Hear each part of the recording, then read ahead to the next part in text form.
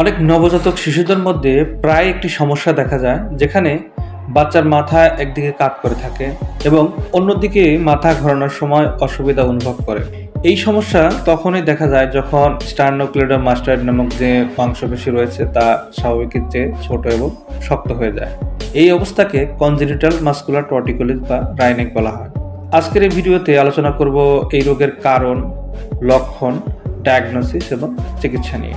Congenital muscular টর্টিকোলিসের কারণসমূহ: গর্ভাশয়ে বাচ্চার অস্বাভাবিক অবস্থান অর্থাৎ বাচ্চার পজিশন ঠিক না থাকা, জন্মের পূর্বে ঘাড়ের মাংসপেশিতে আঘাত লাগা, প্রথম বাচ্চার ডেলিভারিতে এই সমস্যা বেশি দেখা যায়, গর্ভাশয়ে অ্যামনিওটিক ফ্লুইডের মাত্রা কমে গেলে এই সমস্যা দেখা দিতে পারে।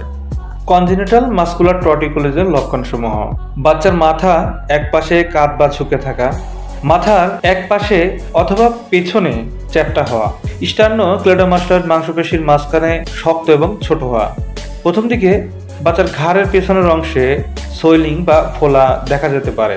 এই ধরনের সমস্যা জন্মের সময় অথবা জন্মের কয়েক সপ্তাহ পরে দৃশ্যমান হতে পারে।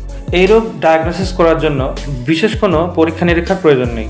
বাচ্চার ফিজিক্যাল অ্যাপিয়ারেন্স দেখেই বোঝা যায় টর্টিকোলিস আছে কি নেই।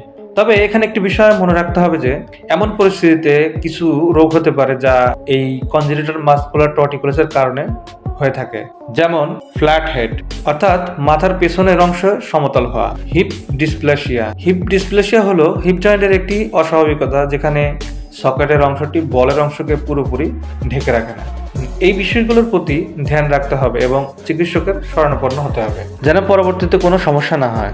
এই রোগের চিকিৎসা: দীর্ঘ সময় ধরে যদি এই সমস্যা থেকে যায় এবং চিকিৎসা না করা হয় তাহলে বাচ্চার মুখমণ্ডল এবং মাথার যে সিমেট্রিক্যাল প্রবলেম হতে পারে।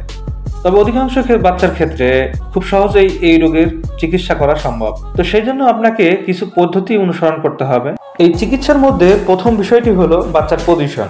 বাচ্চাকে মিডলাইন পজিশনে রাখতে হবে, অর্থাৎ বাচ্চাকে কোলে নেওয়ার সময়, দোলনা অথবা খাটে শোয়ানোর সময় মাথার পজিশন মিডলাইন বরাবর রাখতে হবে। এই পজিশনে রাখার উদ্দেশ্য হলো যেন ঘাড়ের একদিকের মাংসপেশি রিল্যাক্স হয় এবং অন্য দিকের মাংসপেশি শক্তি বৃদ্ধি পায়।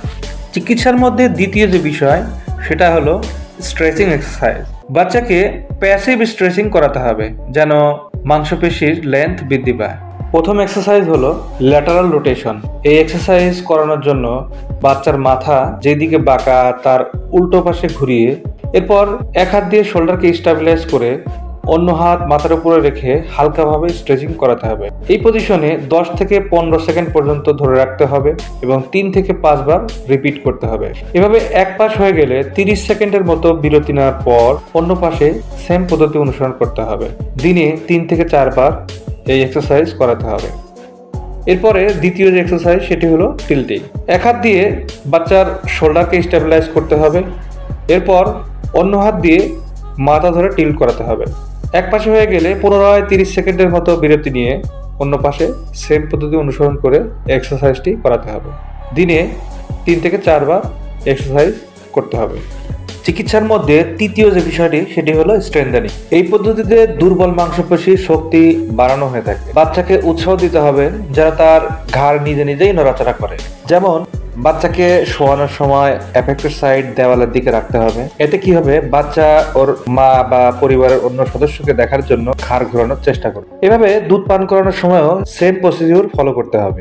এতে করে বাচ্চার ঘাড়ের মাংসপেশির শক্তি বৃদ্ধি পাবে। তো দর্শক, আমি পুরোপুরি চেষ্টা করেছি কনজেনিটাল মাসকুলার টর্টিকোলিস সম্পর্কিত সকল গুরুত্বপূর্ণ তথ্য আপনাদের সামনে তুলে ধরার। এছাড়াও যদি এই সম্পর্কিত কোনো তথ্য আপনাদের জানার থাকে তাহলে নিচের কমেন্ট বক্সে শেয়ার করতে পারেন। সেই সঙ্গে এই টপিক এবং ভিডিওটি কেমন লাগলো সেটাও শেয়ার করতে ভুলবেন না। এমন গুরুত্বপূর্ণ ভিডিও পেতে চ্যানেলটি সাবস্ক্রাইব করুন, নোটিফিকেশন পেতে বেল আইকনে ক্লিক করুন এবং এই ভিডিওকে বেশি বেশি শেয়ার করুন।